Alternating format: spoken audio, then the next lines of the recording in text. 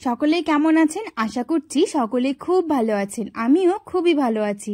আজকে আপনাদের সঙ্গে শেয়ার করে নেব চিংড়ি মাছ দিয়ে এঁচোড়ের তরকারি, যেটা খেতে পুরোপুরি অনুষ্ঠান বাড়ির মতনই লাগে আর ঘরোয়া পদ্ধতিতে খুবই সহজেই কিন্তু সেটাকে বানিয়ে নেওয়া যায়। তাহলে চলুন ভিডিওটা শুরু করি। সকলের কাছে অনুরোধ করছি প্লিজ ভিডিওটি শেষ পর্যন্ত দেখবেন।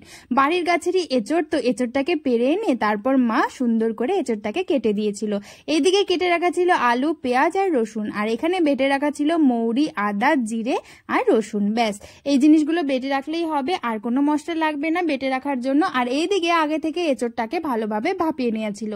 কড়াইয়ের মধ্যে তেল গরম করে মাছগুলোকে বেশ ভালোভাবে ভেজে নামিয়ে রাখা হলো। এরপর আরও একটি কড়াইয়ের মধ্যে তেল গরম করে এর মধ্যে ফোড়নের জন্য দিয়ে দেওয়া হলো এলাচ, লবঙ্গ, দারচিনি, শুকনো লঙ্কা, তেজপাতা, গোটা জিরে। তারপর কেটে রাখা আলুগুলোকে দিয়ে সামান্য পরিমাণে হলুদ গুঁড়ো দিয়ে একটু নাড়াচাড়া করে নিয়ে আগে থেকে ভাপিয়ে রাখা যে এঁচোড়গুলো ছিল সেই এঁচোড়গুলোকে এর মধ্যে দিয়ে দেওয়া হলো।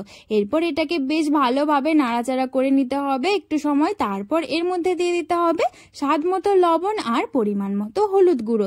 তারপর এটাকে আবারও ভালোভাবে নাড়াচাড়া করে সবকিছুকে সুন্দর করে মিশিয়ে নিতে হবে। আর মাছগুলো আগে ভাজার সময় দেখতেই পেলেন যে অনেক রকমের মাছ ছিল, তবে চিংড়ি মাছটাকে আলাদা করে বেছে তারপর কিন্তু এঁচোড়ের মধ্যে দেওয়া হয়েছিল। এখানে আগে থেকে বেটে রাখা ছিল জিরে, মৌরি, আদা আর রসুন। সেই বেটে রাখা মশলাগুলোকে দিয়ে তারপর সামান্য একটু জল দিয়ে মশলাটাকে ভালোভাবে এর মধ্যে মিশিয়ে নিতে হবে। তারপর এটাকে কিছু সময় ধরে কষিয়ে নিতে হবে। বেশ ভালোভাবে একটু কষানো হয়ে গেলে তারপর এর মধ্যে দিয়ে দিতে হবে শুকনো লঙ্কার গুঁড়ো, তাতে একটু কালারটা যাতে ভালো আসে আর খেতেও লাগে একটু ঝাল ঝাল। তারপর কয়েকটা চিড়ে রাখা কাঁচা লঙ্কা, ওই ধরুন 4-5টির মতো, আর সামান্য পরিমাণে চিনি দিয়ে দিন, 1 চামচ মতো দিলেই হবে। তারপর এটাকে আবারও ভালোভাবে নাড়াচাড়া করে মিশিয়ে নিন। কালারটা দেখতে পাচ্ছেন কতটা সুন্দর লাগছে, খেতেও কিন্তু লাগে ভীষণ ভালো।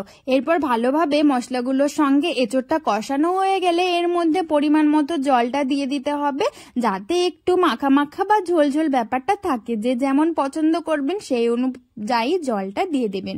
জলটা দিয়ে একটু নাড়াচাড়া করে মিশিয়ে নেওয়া হলো। তারপর ভালোভাবে ফুটে গেলে এর মধ্যে ভেজে রাখা যে চিংড়ি মাছগুলো ছিল সেই চিংড়ি মাছগুলোকে দিয়ে দিতে হবে। কার কার এরকম ছোট ছোট চিংড়ি খেতে ভালো লাগে আমাকে কিন্তু অবশ্যই কমেন্ট করে জানাবেন।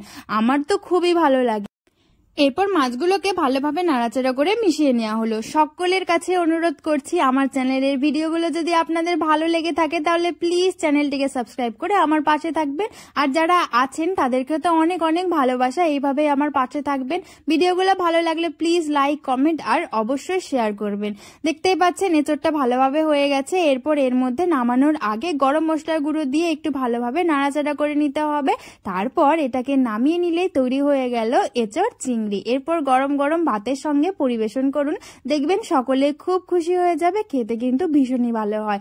অবশ্যই বাড়িতে ট্রাই করবেন, আর কেমন লাগলো সেটা আমাকে অবশ্যই জানাবেন। আমার একটি ফেসবুক পেজ আছে, পেজ থেকে দেখে থাকলে প্লিজ পেজটিকেও ফলো করে দেবেন। আজকের জন্য এই পর্যন্তই। আরও একটি নতুন ভিডিওর সঙ্গে দেখা হচ্ছে।